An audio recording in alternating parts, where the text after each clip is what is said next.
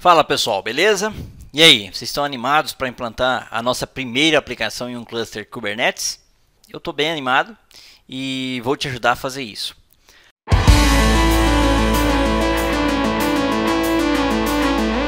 O que a gente precisa fazer para implantar uma aplicação em um cluster Kubernetes? Primeiro, a gente precisa invocar o kubectl através da linha de comando. Então a gente vai digitar aqui um kubectl, que a gente já viu lá nas primeiras aulas, e ele vai invocar o kubectl e vai fazer as operações que a gente precisa. Se a gente tivesse na nuvem, seria a mesma coisa, só que através da nuvem. Então, quando a gente executa qualquer instrução no Kubernetes, a gente usa instruções iniciadas com kubectl, que é a forma abreviada de kubectl. A gente vai usar o kubectl muitas vezes durante essa sessão. O kubectl é um comando incrível do Kubernetes para interagir com o cluster.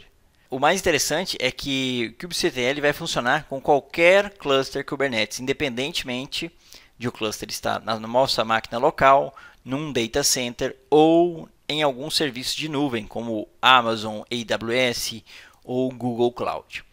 Uma vez que a gente se conecta ao cluster, no caso do PowerShell a gente já conecta imediatamente, mas em nuvem você precisa se conectar ao cluster.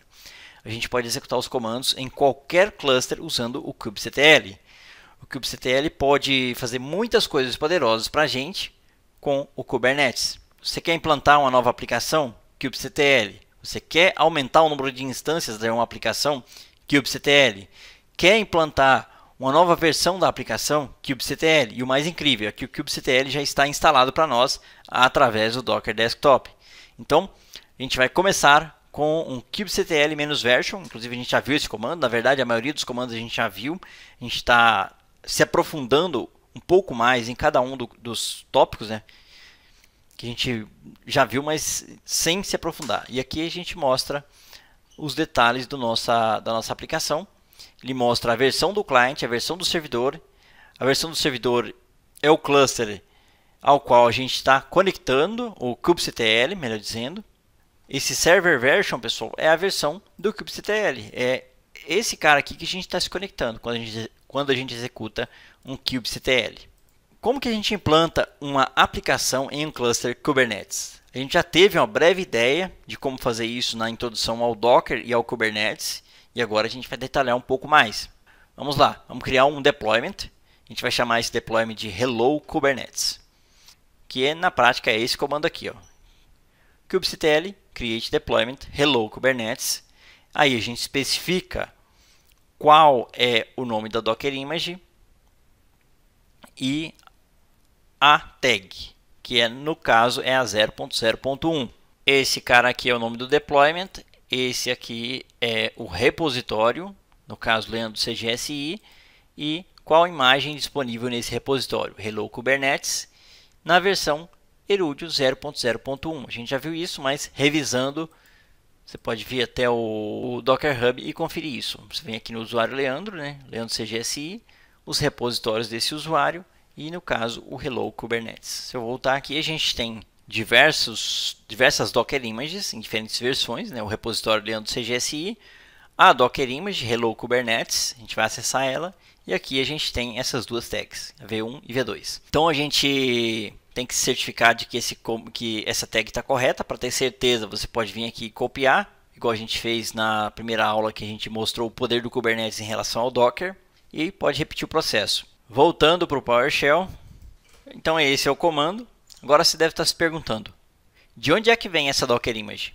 Você pode estar se perguntando o que é Leandro CGSI, Hello Kubernetes e tudo mais. O que contém, como foi criado? E a coisa é, essa é a Docker Image para API REST que a gente vai implantar. Você já está familiarizado com Docker Images e sabe que há alguns passos envolvidos na criação de Docker Images e no envio para o Docker Hub. O que eu fiz aqui, pessoal, para ajudar você a começar mais rapidamente, foi criar uma Docker Image para a gente testar o Hello Kubernetes. E a gente enviou ela para o Docker Hub. Basicamente foi isso. Garantindo que não tem nenhum erro de digitação, a gente pode teclar Enter. E agora eu vou explicar com mais detalhes o que isso está fazendo. Vamos teclar Enter. Deployment criado. Agora vamos entender O que isso fez? Isso implantou a aplicação em um cluster Kubernetes e deu a ele um ID de deployment, que é esse ID aqui, ó. Esse ID aqui. Então, ele diz que esse deployment foi criado. E isso é massa, mas ainda não é tudo. A gente precisa expor o deployment para o mundo exterior para que ele possa acessar. Para expor o deployment, a gente já executou um comando que faz exatamente isso, que é esse comando expose deployment hello Kubernetes type load balancer porta 8080. A gente viu lá na aula em que eu mostrava o poder do Kubernetes em relação ao Docker. Vamos teclar Enter e está exposto novamente. Vamos voltar para o browser e novamente hello Kubernetes 4FGJ6. Perfeito, pessoal. Então, vocês viram que com apenas 2 comandos, o mais legal de tudo é que com apenas 2 comandos, a gente conseguiu fazer tudo funcionar. Conseguimos pegar uma Docker Image no Docker Hub, implantamos essa Docker Image no Kubernetes, no cluster Kubernetes, e expusemos ela como um serviço para o mundo exterior. Perfeito, a gente implantou com sucesso a nossa primeira aplicação no Kubernetes. Hora de comemorar, né?